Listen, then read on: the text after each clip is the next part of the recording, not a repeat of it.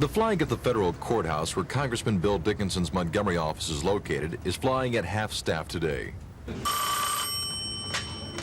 Congressman Dickinson's office. Throughout the day, the Congressman's office has received phone calls about the bombing, most people calling for the withdrawal of U.S. troops.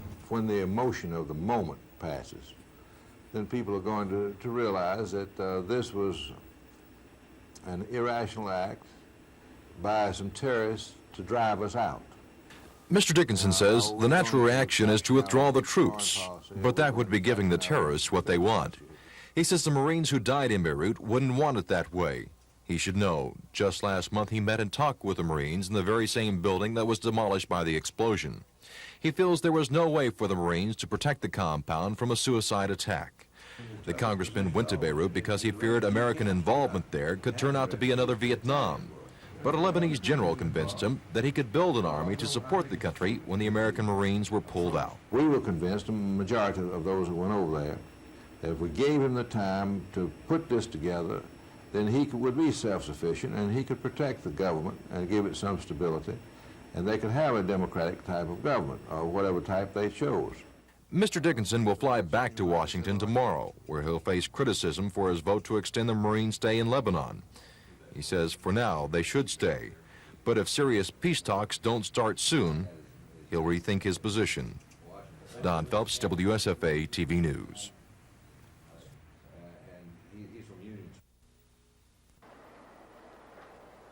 Rescue crews worked under lights through the night on the chance someone could still be alive under the tons of shattered concrete. But by morning, that hope was gone. It would be a miracle, said one Marine spokesman. All that was left was to pick up personal effects and recover still more bodies. All day, massive cranes lifted away foot-thick slabs of concrete flooring, collapsed by the force of the blast. Many of the dead lie crushed underneath. The Marines indicate recovering all the bodies could take weeks. Could this attack have been avoided? We took every reasonable precaution and some. This particular operation was obviously well planned and timed and coordinated. Security was extremely tight today. Marine guards kept everyone well away. Armored vehicles stood guard at the gates where early Sunday morning, the truck loaded with TNT smashed through. One Marine said he is angry, but not at the people of Lebanon. It's mad, but how can you take it out on the people of Lebanon? You know, you see, we're over here, it seemed like they got a ceasefire, but now they've got a new target, Marines. And it's a shame, you know. It's just, I'm not sad we're here.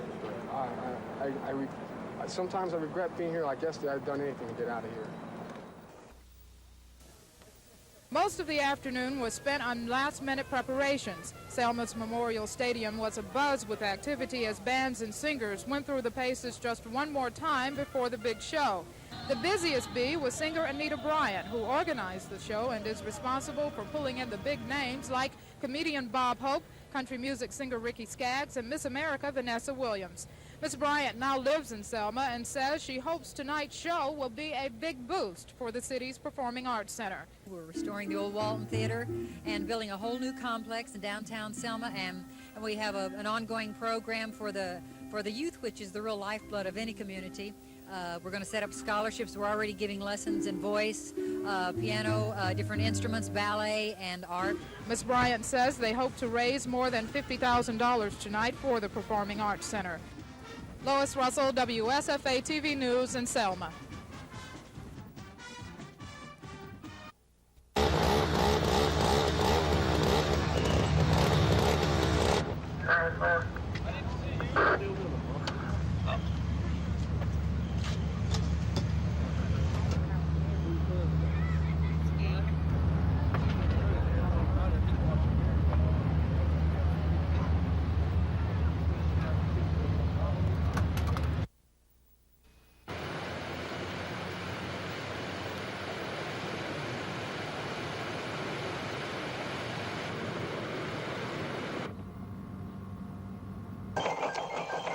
From New York, this is NBC Nightly News with Jessica Savage. The first political test of strength for the Democrats will be here in Iowa.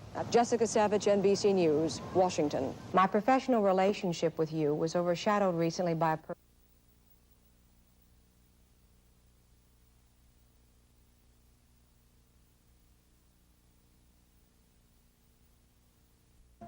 most of them just have full-time jobs. They don't get that seat up the street. And we really need to go out. See a lot of them showed up. So I've laid off food for quite a bit, but I'm just struggling through.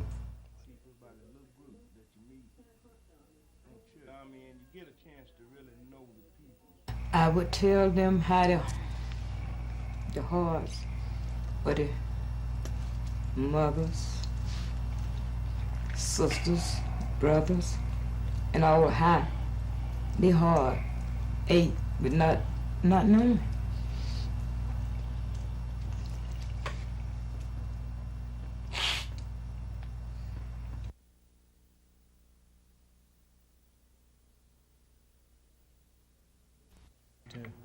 To do to set the record straight.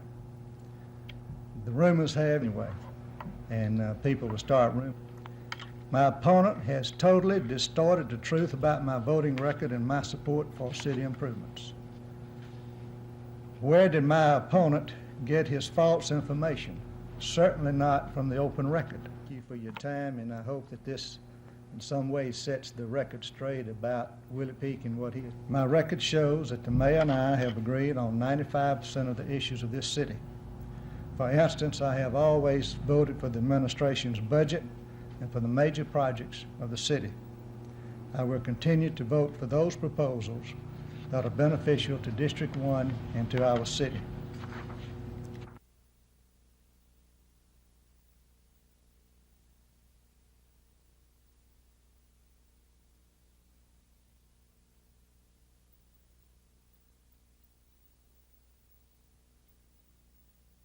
She's running, she just wants to represent. Eyes held a tender light while the stars fell on Alabama tonight.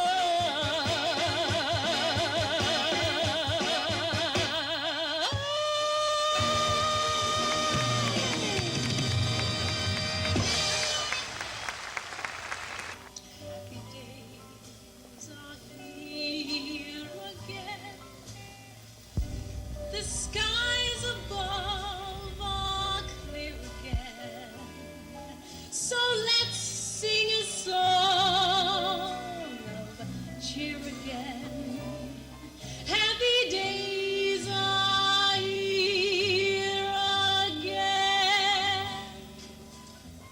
You got your heart broke, go running from the reason. Got your heart broke, don't give up on believing in me. Heart broke, who kept me from leaving with my heart broke? Well, pride when you're rich is a for if you're lonely. Sheer madness prevails upon reason to you. But all is not lost, it is only mistaken. A small consolation, but I know just how you feel.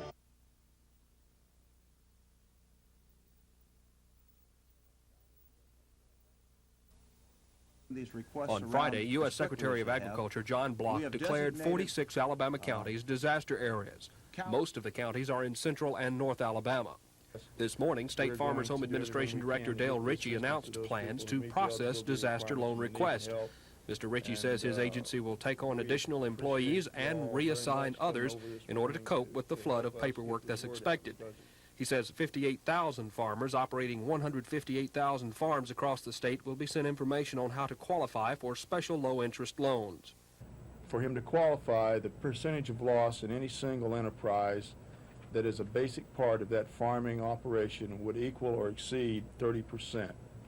And after the harvest is completed, then the percentage loss can be calculated and a decision can be made at the county level as to the eligibility for the individual applicant. In addition to more personnel, Mr. Ritchie says his agency will begin using computer telephone links to transmit the loan information to Washington for faster processing. Meanwhile, farmers in 21 other Alabama counties wait on government evaluation, hoping to be included with those farmers in areas already scheduled to receive disaster loans. Dennis Latham, WSFA TV News. The processes that we've got to go through. An individual has to sign certain forms. There are other USDA agencies involved in it.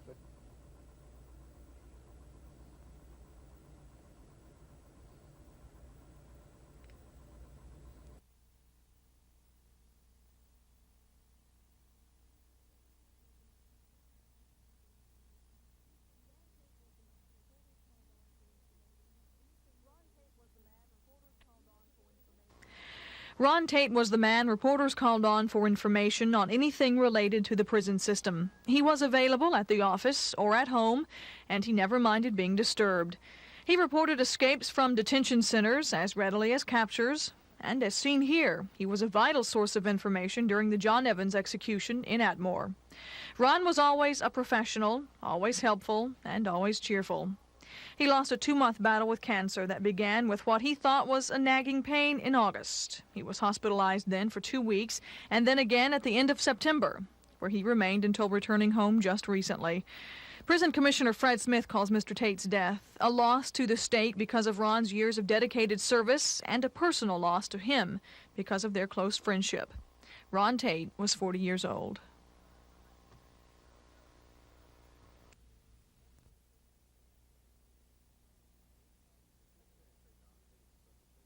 Tried to find somebody who... Secretary of State Don Siegelman said the series of public forums originated because people were asking his office about the document. I took the document home and read it and decided that a valuable public purpose would be served by having regional training sessions for the proposed new Constitution to answer citizen questions about what changes have been made and how those changes will affect their lives. But the regional training sessions tonight turned into a regional debate between Bill Stevens, the man who helped write the new document, and Jim Ziegler, a Montgomery lawyer who heads an opposition group to the new document. A relatively small group of about 24 people showed up to listen. Only a handful of them raised any questions. The one thing both men agreed on was that they both completely disagreed with the other. Each man argued a position for or against the proposed Constitution. At one point, both were arguing at the same time. They had to be refereed by Secretary of State Don Siegelman. Mr. Stevens is a part of the forum at Mr. Siegelman's invitation. Mr. Ziegler invited himself to the last several meetings and plans on attending the last 2 scheduled, one tomorrow in Dothan and another Wednesday in Troy. Chris Grimshaw, WSFA TV News. University administrators broke their silence on last week's football walkout by addressing the media today. Interim Athletic Director Dr. Hoy Taylor said the problems are many. They range from a cutback in financial aid to a shortage of equipment and relationships between players and coaches. Dr. Taylor says some of the problems have solutions, while others are being addressed. The grievances that the students have are real. They have a history, and we're currently in the process of resolving those grievances. As of today, we even, I might add that we were able to clear up some of them last week. But we're actively pursuing solutions to all of those problems. The players have not held a formal practice session in over a week now, and they were threatening a boycott of Saturday's Magic City Classic in Birmingham if their list of grievances weren't met. However, they did gather as a group today for this informal workout, which expanded into a meeting with Dr. Taylor. After a discussion, the problems appear to be resolved. Indicated to them that we would take a hard look at their grievances and remedy those grievances as quickly as we possibly can. And as I said, we've already resolved most of those grievances already. Dr. Taylor explained that he's going to have us a list, signed stating that all the grievances will be fulfilled, and he's going to get him and Dr. Randolph and a couple more head of the student faculty agree to sign it, and that we would go along with them, and we agreed to it. Do the players feel like these problems are being met now? Yes, sir. Yes, sir. Well, does this mean the Magic City Classic is on Saturday? Yes, sir. The Classic is on. We are going to be going back to practice tomorrow. We'll be dressed out in pads. We'll be with our coaches, and everything is still set to go. So for the moment, the Alabama State players' football strike is over. They'll get back to the business at hand now. That's preparing for the Magic City Classic in Birmingham on Saturday against Alabama A&M. From Alabama State, Rick Pons, WSFA TV Sports. Before the sun lit the skies over the Alamo City, the first 2 U.S. Marines to come home from the Beirut blast flew into San Antonio's Kelly Air Force Base aboard a C-141 transport plane. A 7-member medical team watched over 22-year-old Lance Corporal Terry L. Hudson of Pritchard, Alabama, and 25-year-old Sergeant John E. Gibson of Jacksonville, North Carolina, on the long 14-hour trip from West Germany. Military doctors from Brooke Army Medical Center met them for a trip across town on a hospital bus. That trip delayed nearly 20 minutes. Before even leaving the base, doctors had to stop and stabilize the heart of one of the Marines. Upon arrival at Brooke Army Medical Center, they again tried to pump life back into Lance Corporal Hudson's heart. They succeeded. The story is still a precarious one for Hudson. Wrapped in bandages, he not only has burns over 40% of his body, his lungs are injured. He's not getting enough oxygen to his heart and other organs. If he doesn't, they stop. Doctors are worried about his chances of surviving. Very slim. That's a particularly ominous sign. He has responded to resuscitation so far, but he's still, as I've already said, very precarious.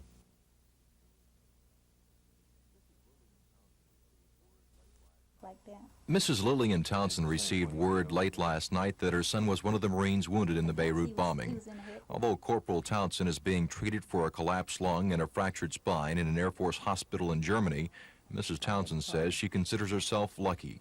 I was kind of upset, you know, until I heard that he was alive, because I thought he was dead when they told us, you know, they had came to tell us. But I did feel better after I learned that he was alive. Mrs. Townsend received a letter today from her son, written just 5 days before the bombing.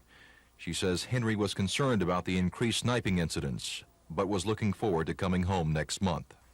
Shorter and shorter as the day go by, but I still got my guards up, just in case.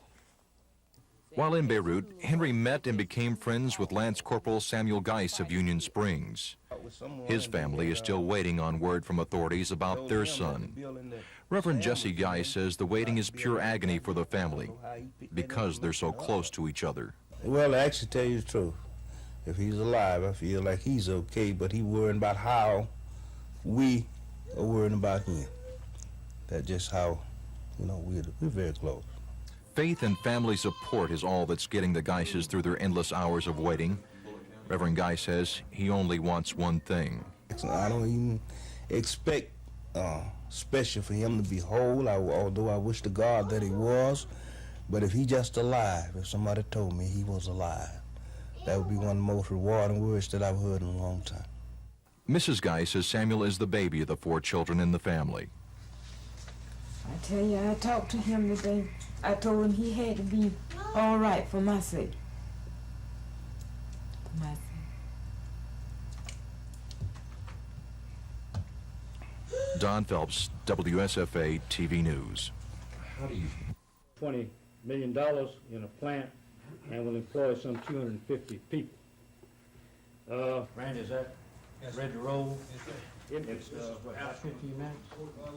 And 10 minutes. One of the after the slide, investment of over $8 million. National Industries expansion of its Montgomery facility will have an investment of $500,000. In business affairs, it is one of the beauty paraphrase a little bit to keep it short. You have at your places a company that employs over 50 handicapped people. In fact, I'm going to refer to my notes. I'm going to try to paraphrase. All of you know, with economic conditions as they have been nationwide, that many plants have been down to 60 or 70% utilization of what they already have. And we now denote that the pendulum is starting to swing back the other way. And we feel that with this improvement, that Montgomery again will be able to attract and new industry and to help our local industry that's already here grow.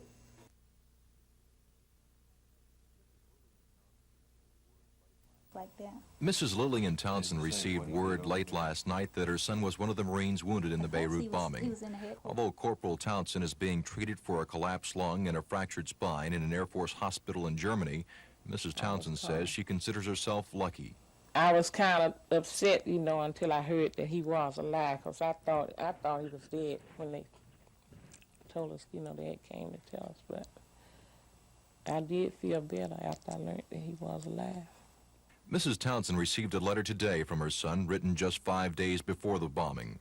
She says Henry was concerned about the increased sniping incidents, but was looking forward to coming home next month. Shorter and shorter as the day go by. But I still got my guards up, just in case. While in Beirut, Henry met and became friends with Lance Corporal Samuel Geis of Union Springs. His family is still waiting on word from authorities about their son. Don Phelps, WSFA TV News. The words "Carnival of Lies" were first used by Mayor Emery Fulmer a few weeks ago. That's how the mayor described Councilman Watkins' allegations about police beatings of black suspects. Now, in his council report, Mr. Watkins says the real carnival is at the police department. 4 out-of-state men are charged with the attempted murder of 2 Montgomery police officers. Councilman Watkins says their guilt or innocence is not what's on trial, but a reaffirmation of a way of life in this city. I think the only thing that's going to be on trial in the future is whether some black has to be in prison because a police officer was hurt. It appears to make no difference whether the officers were at fault themselves. Councilman Watkins says a case like Todd Road wouldn't normally be prosecuted. He says key evidence is missing and police officers have lied. And any verdict that can be reached, any verdict of guilt will be based on passion and prejudice. Mayor Fulmer did not come to tonight's council meeting, and the report itself was not discussed by council members. What was debated was whether the report should become part of official city records. Mr. Watkins' request for a federal investigation was carried over until next week's meeting. Susan Silvernail, WSFA TV News.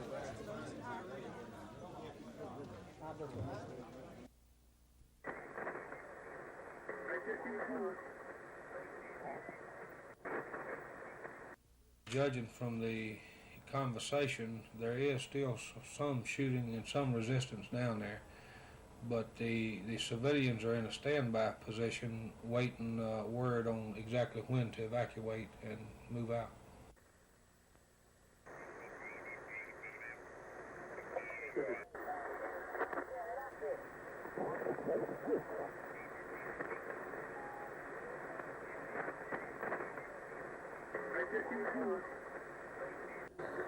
Flying back and forth on the opposite side of the island, and that's all we hear. It's very, very quiet out there. Over.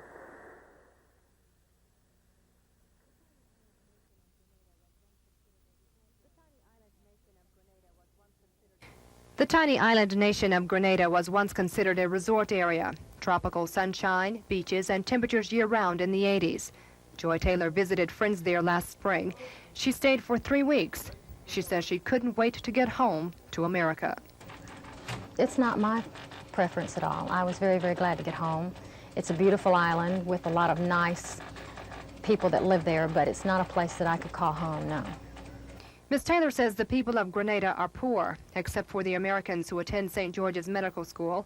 She says there's no such thing as freedom of speech, like in this country, and certain subjects, especially subjects about America, are forbidden. She says there are no police, only Cuban soldiers who patrol the streets armed with guns. News of today's invasion didn't surprise Ms. Taylor, who says the Americans in Grenada probably weren't surprised either. The American students there probably suspected this would happen, but they all figured they could finish their education first. Why so? Why did they suspect it would happen, as you say? I don't have a lot of details on it. It's just from the talk among themselves. They expected that, you know, something drastic might happen someday, but they didn't know when, and they didn't know what exactly would take place. But Dr. Marjorie Tewitt, who visited Grenada recently, was shocked by the invasion. She says the United States should mind its own business. What are we doing in terms of initiating peace? Do we think that does this government think that we can control the world? I doubt it. Kim Davis, WSFA TV News. In my experience, I've been in a hurricane, and by going right through the middle of it, the deeper we went,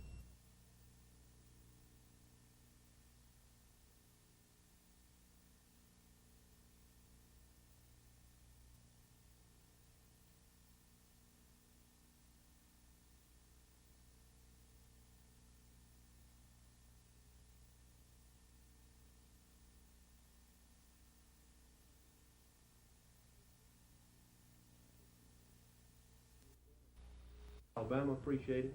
It gives them an outlet, and it lets them feel like they're not totally forgotten. And while you're not going to have an easy job, just meeting you gentlemen, I know you're going to do a fine job and give everybody a fair hearing. And to me, it's just a step in the right direction. We talk a lot about free enterprise, and we in Alabama are strong believers in free enterprise. But I think Ford Motor Company has gone one step further. They are having responsible free. We were the last state in the union, I believe, to get a bill enacted, and it was only after many years of struggle for us to show for the world. Please look. While stars fell on Alabama tonight. And indeed, the stars did fall in this part of Alabama last night as some of the biggest names in the entertainment industry, as well as some local artists, donated their time and talents to help raise money for the Selma Performing Arts Center. And there was something for everybody: a marching band,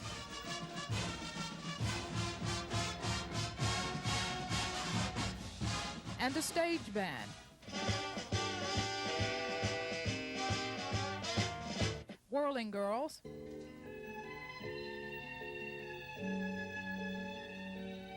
and pretty girls.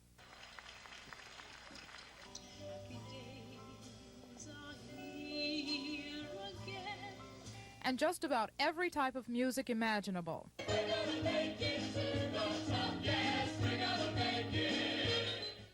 Why don't we go somewhere and smooch, boy? It's got to be right now, boy. It's got to be right now. Well, who would notice the fire in your eyes or the bitter direction of impending goodbyes? And to top it all off, Mr. Entertainment.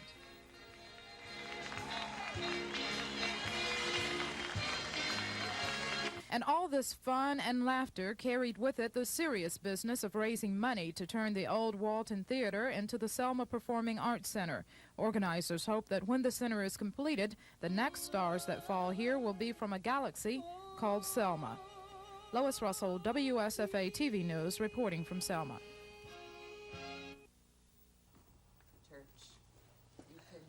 It's almost as if the mural comes off the wall and is alive with its history. Presence of Dr. King at that first march, it was so overwhelming.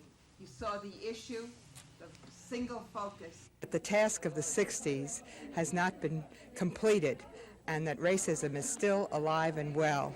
And we are hoping to examine racism and look at the issues in terms of Alabama, Montgomery in this case, and move to action.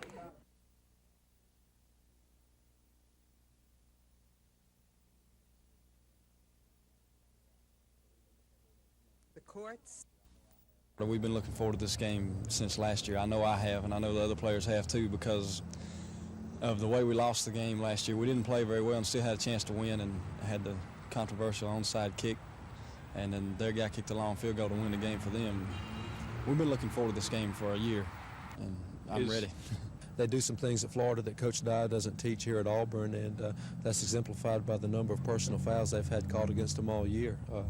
I feel that we're not going to change our game plan for Florida, and I think to counterattack their aggressiveness, we're just going to have to play more aggressive ball ourselves, but keep it clean. I think it's going to be just an all-out war. That's what it's going to be, and I think the game will be won in the trenches as it is every week.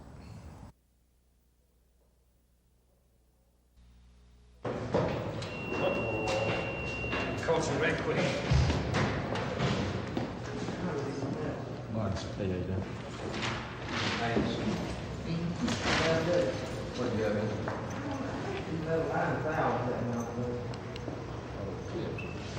Based on your reputation. That's right. Based on about how you work. That's the extent of my input. Let me go.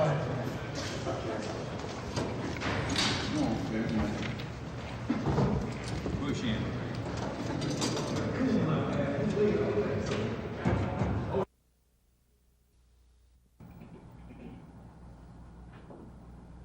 anyone else involved in the shift? To go in and determine the street limits. And that's Then we make up a and list I'll of be ready streets. when you got to get it. Right now, it is still All new programs are being written. The criteria is that each staff. by number, by suffix, prefix, address. And in this case, we superimposed the new county precincts over the old county precincts to see where the changes were. Then we had to go into the old precinct and the new precinct. Still a manual operation. With the November 8th election 2 weeks away, county officials say they don't have enough time to reassign voter boundary lines and say it would take that long to make any changes. But it's a great deal more complicated than just reassigning boundaries. We would have probably 40,000 voters that we'd have to go in and look at. We'd have to determine the street limits for every change that's made. But Commissioner John Knight, who introduced the proposal to change several precinct lines, disagreed. You can't go through here, identify every street where that change has taken place, and then pull those voters and notify that they will be voting in this precinct here. All of these voters right here will be in the same precinct that they are already in and have already been notified that they're in. Commissioner Knight and Frank Bray voted at Monday's meeting to make the changes in an effort to allow voters to cast ballots in the same place as they did in the city election. Based on past elections, the two commissioners say they want to eliminate apparent confusion of citizens voting in different polling places during different elections. Commissioner Knight says the county could have had enough time to make the changes if he had been given a voters list soon after the October 11th election. As a result, Commissioner Knight has filed a suit against County Administrator Dave Stockman, asking for a temporary restraining order for refusing to provide him with the list. Judge Phelps is to hear the suit tomorrow. In the meantime, the commissioners, in their vote today, plan to change precinct lines in time for the 1984 elections. Kim Davis, WSFA TV News. Prison Commissioner Fred Smith spent the first half of the day on the witness stand, telling the court all about the prison's problems. The commissioner said here what he's been saying publicly for some time, that the prison population is growing dramatically, and without spending a lot of money, the state can't continue to lock people up. In short, the commissioner claims holding him in contempt will only add to those problems. We've done everything that we can do under state law, and further, we showed evidence, I believe very clearly, that if in effect, if I was held in contempt of court and sentenced and locked up in jail, I would have no way whatsoever to purge myself of this. And I think when Attorney General Braddock took the stand this afternoon, he again suggested he's only following Alabama law in fighting the SIR program, and that he's offered suggestions to ease overcrowding. The Attorney General also testified that he too could do nothing to end any contempt he might be guilty of. That is not, however, the opinion of John Carroll, an attorney representing inmates who filed the motion for contempt. He says state officials are simply not doing their jobs. I mean, they got themselves in this mess. It's not like it's not something they knew was coming, not something that's a shock to them. All of this left Judge Varner in what he himself admitted was a peculiar position. While he initially said he wasn't sure if contempt would accomplish anything, Mr. Carroll suggested if nothing else, it might put pressure on the whole state system to come up with a solution to the prison problems. Tom Foreman, WSFA TV News at the Federal Courthouse.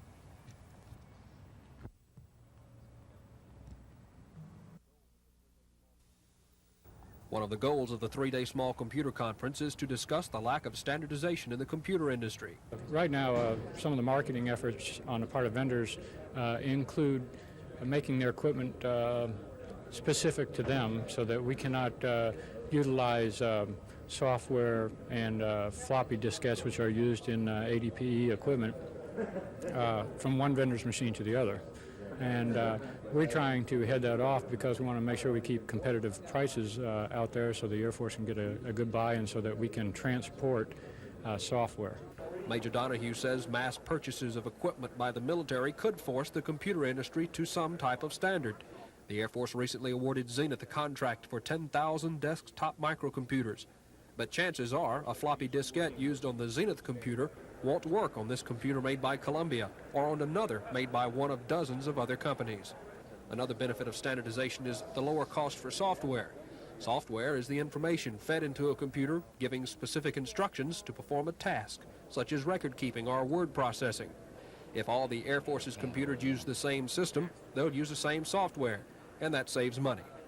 Displays of computer software and hardware demonstrated to Air Force personnel today will be available to the general public tonight. Dennis Latham, WSFA TV News.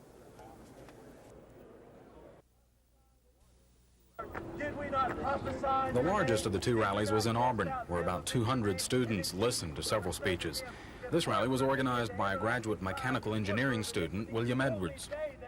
Well, I feel like the students are really behind what Reagan said, and that the grassroots American people are conservative and that they're going to stand with him against communism. Every student we talked to agreed with the president's effort. Do you think the Americans should be in Grenada or not? No, I do. Why? Protect our people. How about the threat of communism? That's what scares me. Well, I agree with it because I've just heard this afternoon that there were 61 Americans that flew home, and they might not have been able to fly home if the military plane wasn't there. My concern is just of the threat of communism moving in close to the United States and just the whole area. I have a brother in the Marines, and he's at Camp Lejeune right now, and so he's kind of on alert. Sure, you know, I don't want him to go there and get killed, but like I say, we have our priorities, and if it's that important, I think they ought to go ahead and do it. If they're going to do it, go ahead and do it all out. Meanwhile, in Birmingham, 30 to 60 marchers felt differently. This rally was organized by the Birmingham Committee in Solidarity with Central America. The rally was short and focused on a downtown Birmingham building which houses federal offices. The rally was for the most part ignored by passersby. Money for jobs, not for war. U.S. out of Grenada. Chris Grimshaw, WSFA TV News. Maybe you should have written 5 or 6 pages like this once you got going, and then cut it down to a page and a half or 3/4 of a page. Donald Justice, Pulitzer Prize-winning poet, shares his thoughts about his craft with this creative writing class at Huntington College. It's a rare chance for the students to have their poetry read and critiqued by a professional writer of national reputation. Okay, the sun brightly shone over the snow-capped mountains and captured the glow. No, in English, the haiku doesn't have that kind of background, probably doesn't have that much resonance. So, nevertheless, it's fun to try to do it. For one thing, you know, gives them a chance to, I think, get a little more sophisticated response to their poetry. Gives them an opportunity to sort of see what writing is, what a writer is like, that he's normal, that he's a person. Justice is considered a master craftsman, writing in a quiet voice about seemingly ordinary experiences and people. The poet isn't out of place in a classroom. He's now back in his native Florida, teaching in Gainesville. He'll read from his own collected works tonight at 7:30 at the Huntington Chapel. Susan Silvernail, WSFA TV News. I really have found over the years that Attorney General Graddick told the court he was only obeying state law in fighting the SIR program, and if held in contempt, he would be unable to stop any contemptuous action he might be guilty of. Mr. Graddick also argued that he has not directly opposed the court's orders to end overcrowding, and has even offered suggestions on how the state could comply. But that was an opinion Judge Varner didn't share. He said Mr. Graddick has, quote, done a great deal of harm to programs designed to relieve overcrowding, and he accused Mr. Graddick of going in the opposite direction of the court. The attorney who filed the contempt motion on behalf of inmates, John Carroll, agrees. The legislature offers them no real help. I mean, there just is no solution, but everybody wants the federal judge to take all the heat in this case. And I think that's wrong. I think that there ought to be a little courage among state officials to try to solve this problem, and including the legislature. What can now be done to bring the state into compliance with the court's orders? Mr. Carroll is suggesting another prisoner release, not only to relieve overcrowding, but also to make restitution to inmates who the court says have had their constitutional rights violated. Tom Foreman, WSFA TV News at the federal courthouse.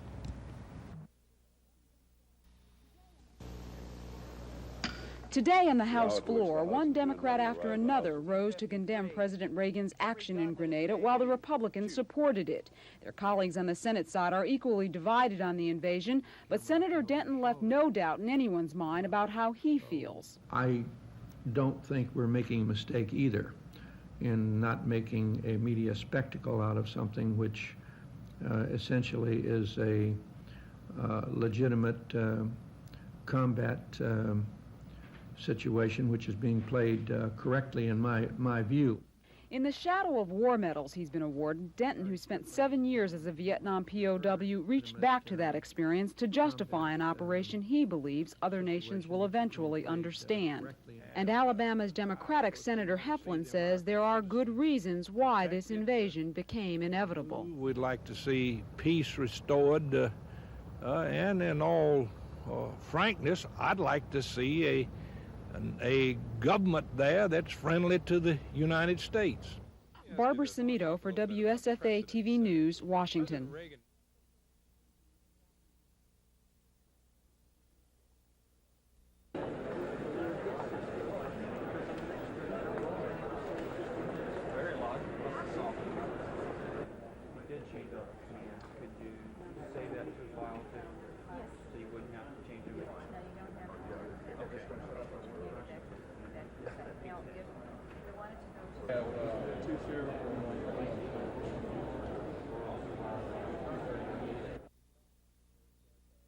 What this is telling us is that there was a need for some kind of direction throughout the Air Force as to where to proceed to ensure that we get equipment and software compatibility across the Air Force. Took it upon ourselves to check with some of the business community.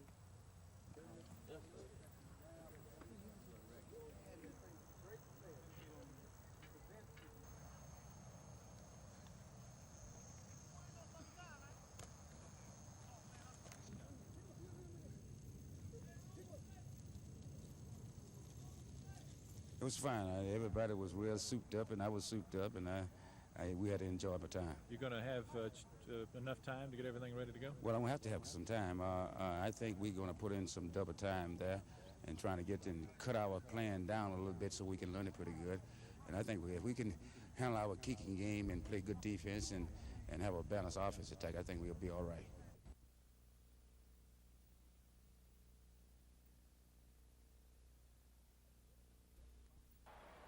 After giving up 75 points at losses to Penn State and Tennessee, Tide coach Ray Perkins promised a reassessment of his porous defense. And during the off week, a verdict was reached. Perkins says as many as 5 freshmen will likely start as defenders Saturday against Mississippi State. Is this a form of panic? No, I don't really think that's a form of panic at all. You know, I think it's ridiculous to even say that. It's just a matter of, like I say, evaluating and trying to get our best football players at this particular time in the game. You know, it's nothing that's in concrete. It's nothing that's in concrete that we'll start those 5. It's a probability. But as far as panic, no. 2 of those freshmen to draw starting not are linebacker Cornelius Bennett and nose guard Kurt Jarvis. Both are excited about the challenge. You know, with the off week, we had a lot of good practice, you know, and this week, you know, Monday and Tuesday, we had, you know, 2 good practices. So I think it's, you know, time for the defense to really show. It was about time for change, you know, give it a little bit new life in there. So we'll just go out there and do our best. We'll be all right. Quarterback Stan Gay is one of the veterans that has thus far held his position. He says the changes should be for the good. I'm the kind of person I feel that the coaches should do whatever they think is right to help the team win. And if it means taking people out who not getting the job done and putting people in who hopefully can get the job done, then I'm all for it. And I hope that it can help us this week. The Alabama offense hasn't gone unscathed this week. Failure to score during the latter stages of the Tennessee game has also concerned Perkins. We'll have more on that tonight at 10. Rick Pons, WSFA TV Sports, Tuscaloosa. While most of the concern this week centers around the Alabama defense, there's also worry about the offense. Against Tennessee, from the 6-minute mark in the third quarter on, the Crimson Tide failed to score. And Perkins says that hasn't gone unnoticed. I'm concerned certainly anytime we have the ball 9 times in the second half, or in any half, and only come away with 10 points, a field goal and a touchdown. I think you have to be concerned because that's not what I call offensive football. I think some of the changes we could possibly make is just evaluate ourselves and, get in those situations. We feel offensively we can do a number of things in those areas, putting points on the board. And what we want to do is be on a consistent level. There is concern. It's not really concern, but there's not a complacent feeling with what we've done. We know we can get a lot better at what we're doing. In Mississippi State, Alabama faces a team that has to feel snake-bitten. They've lost 5 straight games, but all to top-notch competition. Crimson Tiders are quick to point out they don't intend to let the Bulldogs straighten things out Saturday. They're a fine team that plays some tough opponents this year, and they're going to put it together sometime soon, and we just hope it's not against us. They have a talented football club, and they have the potential of coming up any Saturday and putting everything together and beating you as a team. And those are things in the back of your mind. You have to prepare yourself for those things, and we're going to have to go out there and play tough too in order to win. Alabama and Mississippi State, one of the oldest rivalries in the Southeastern Conference. The 68th renewal is Saturday at 1:30 in Bryant-Denny Stadium. Rick Pons, WSFA TV Sports, Tuscaloosa.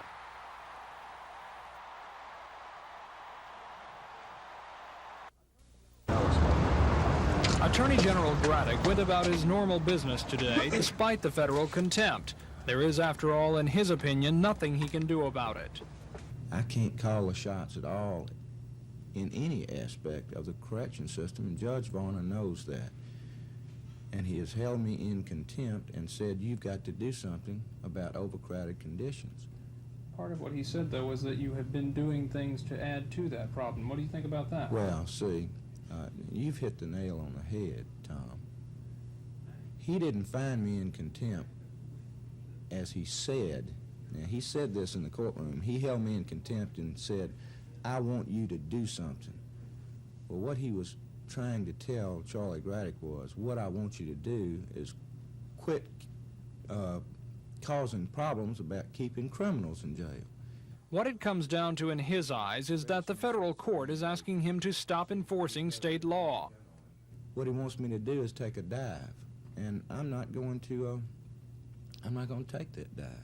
Override the state. The fines, which some say could run as high as $7,000 a day, would be paid by the state, since Mr. Braddock is serving as the state's agent. The question is, will that force the state to find a solution to the prison problems? Something's got to be done. Where the priorities are, what the alternatives will be, and which alternative will be used until permanent solutions can be found, is something that's going to have to be seriously thought about and looked at very hard.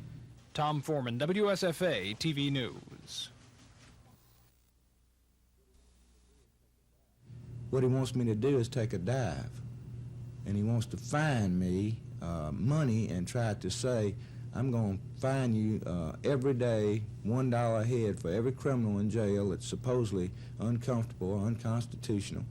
And I'm going to continue to do that until you decide you're going to quit challenging these mass releases, and until you decide that you don't want to challenge the legality of things like the SIR program, which the circuit court here said that I was right. And I'm not going to take that dive. It's amazing that he found me in contempt and did not hold the man who has authority to do something in contempt, that being the Corrections Commissioner. There are other alternatives. One alternative that I think should have been done a long time ago is for the judge, the court, to modify that ridiculous federal court order that we're under.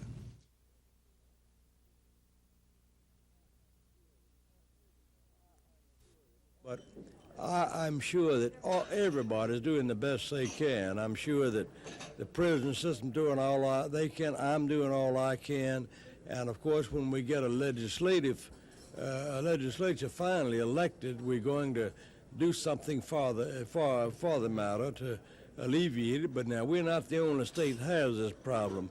All over the country they're having the same problem, and we're going to do the best we can with it. Do you think perhaps the federal judge, legislature? Well, I have no idea what Judge Varner has in his mind. I know that he's a very reasonable man, and I know that the order must be obeyed. And I know, though, the facts of life is that when you have a fragmented legislature, you might say, because they're having to run again, it's very difficult for a governor to know what to do about calling a session while they're campaigning and otherwise. Do you think then you'll call a session in January after the new legislature? Well, I'm sure that in January you will need one right away for them to organize and get underway and get toward the solution of problems like we're talking about, the prison problem.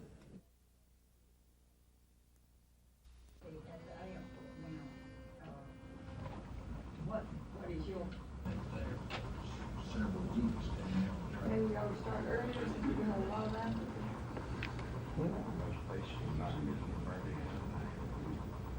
Summer is probably one of your...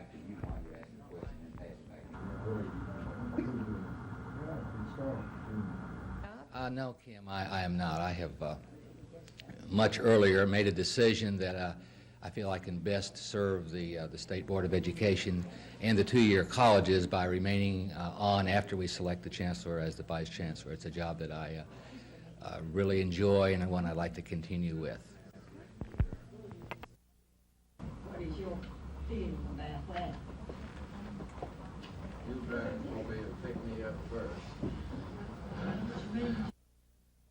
Otherwise. The graduates, as they said, were seriously defective in arrangement. Well, she could have find a group of business professional chairman anyway. The fact that she was recommended to me by the National Consortium to be congratulate you on the continuous effort. People are going to wonder. With our network in place, our prime concern will be a hands-on relationship of local and statewide business enterprises with schools, school districts, the concerned governmental officials, and the legislature to see that an adequate educational opportunity for the very bright receives appropriate attention and allocation of resources. Made her chairman anyway. The fact that she was recommended to me by the national and leadership position in the government, including our education leaders, and of course she could have find a group of enterprises with schools, school districts, the concerned governmental officials, and the legislature to see that an adequate And thought otherwise. The graduates, as they said, were seriously defective in arrangement.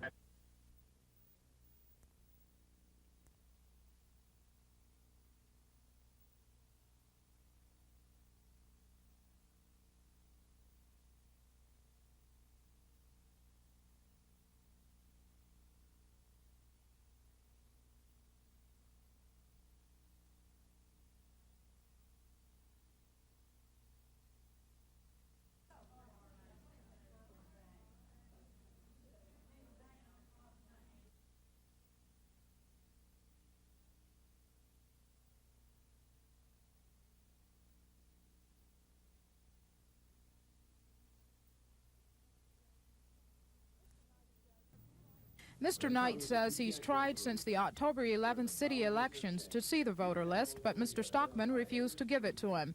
Mr. Knight says he wants to see the list so he can realign Precinct 4 to correspond with city precinct lines. He says the change would cut down on voter confusion at polling places. County commissioners had voted to make the change, but in this special meeting yesterday, the vote was rescinded because probate court officer Bob Smith said his office couldn't make the changes before the November 8th special legislative elections. But Mr. Knight said he wasn't giving up and filed the complaint to see the voter list. Today, Mr. Stockman's attorney argued that voter registration information is confidential and can't be made public. But in his order, Judge Phelps said Mr. Knight doesn't intend to make the information public, and he should be able to see names and addresses of voters in his precinct. Mr. Knight's attorney, Donald Watkins, says the judge's ruling is a victory for Montgomery County voters, and he says he doesn't think Mr. Stockman will waste any more of the taxpayers' money by appealing the judge's ruling. Lois Russell, WSFA TV News. Well, what he was trying to tell Charlie Graddick was, what I want you to do is quit causing problems about keeping criminals in jail. What he wants me to do is take a dive, and he wants to fine me money and try to say, I'm going to fine you every day $1 a head for every criminal in jail that's supposedly uncomfortable or unconstitutional. And I'm going to continue to do that until you decide you're going to quit challenging these mass releases, and until you decide that you don't want to challenge the legality of things like the SIR program, which the circuit court here said that I was right. And I'm not going to take that dive.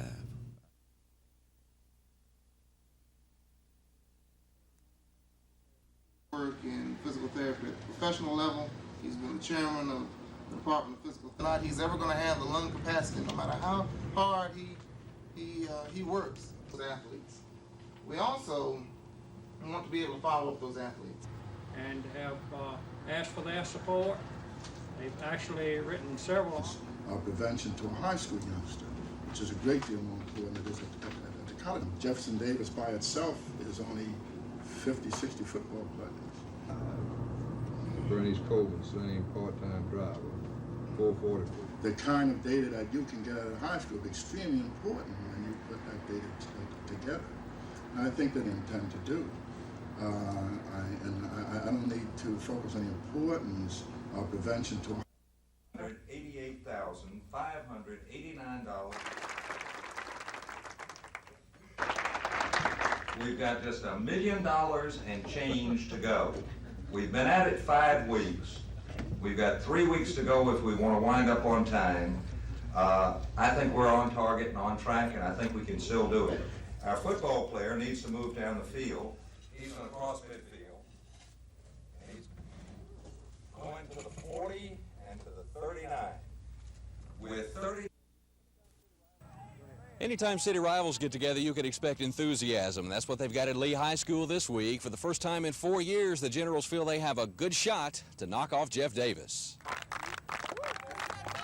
All this enthusiasm was fueled last week when the Generals finally played up to their potential in a win over previously unbeaten Shades Valley. It's given Lee the confidence they need to line up against their crosstown rivals. We always feel like we have a chance to beat anybody we play, Rick. Of course, playing Jeff Davis gives you a little added momentum going into it. So we were real happy with our team last week, especially for winning for us, and we feel like it's going to help us tremendously tomorrow night. We have a much better football team than our record indicates. And on any given day and time, we could beat a good football team. Yes, sir, I believe we do have some momentum. I think we believe we can win because of that big victory last week. I think we feel like we can beat them. Jeff Davis keeps rolling right along. This win last week over Central of Phoenix City ran the second-ranked Vols record to 8-0, by far the best in town. But don't get J.D. wrong, in no way are they taking the Generals lightly. It seems like, coming for this game, they're always ready for us, and I feel good about that, and I feel that that every year is going to be a good game. And I think this year we're really ready for them. It's a lot of pride involved, and we've never lost to Lee, and we don't want to lose to them this year either. They seemed to get everything together last week against Shades Valley, and regardless of the record, when Lee and Jeff Davis get together, you can just forget what's happened in the past, and the only thing that counts is what happens on game night. It's the battle for the city championship, the region title, and just plain pride. Get out here to Crampton Bowl early tomorrow night. Kickoff for Jeff Davis and Lee is set for 7:30. Rick Ponds, WSFA TV Sports. Rick, I thought at the beginning of the season that probably Lee would have the best football team in town. I don't know that I've changed my mind any. They don't have as good a record as I thought they would have, or probably as they thought they would have, but they've been on the road and they've had some things go against them. But they're a seasoned football team. They're starting a lot of seniors that have started for 2 or 3 years. They're very similar to Jeff Davis last year in the playing experience that they have. The city rivalry, how much does that play in? It means quite a bit to us. I think for the first time this year we'll have a chance to be city champions, and I can't think personally we can determine their future. In other words, we can determine whether they go to the state playoffs. I'll have some to say about it, and I think it has a little more meaning to us for that reason. Carroll got the scoring underway. Lopez Crittenden from a yard out early in the first quarter made it 7-0 Ozark. Patrick Williams put Carver on the board in the second with this 32-yard field goal, 7-3 Carroll at halftime. In the third, the Eagles padded that lead to 10-3. Here's Charles Eden booting a 32-yarder. And that's where it stood until the fourth. Carroll deep in their own territory. Carver gets the break. The ball is loose. Wolverines have it at the 1. Changing ends at the quarter break. Carver takes it in. Stanley Davis going over. We're all tied at 10. That's where it ended in regulation. Overtime now. Carver with the ball first at the Carroll 10. They have 4 downs to do what they can. First down, here's quarterback Jeffrey Fair back to pass. He'll scramble it down to the 2. But 2 plays later, Darryl Streeter off the sweep is stopped. He fumbles. Henry Clayton has it for Carroll. And it's the Eagles' turn to try to score from the Carver 10. And they do in only 2 plays. Second down from the 4. Freddie Taylor tallies over the right side off the pitch. And Carroll of Ozark with a hard-fought 16-10 overtime win over Carver.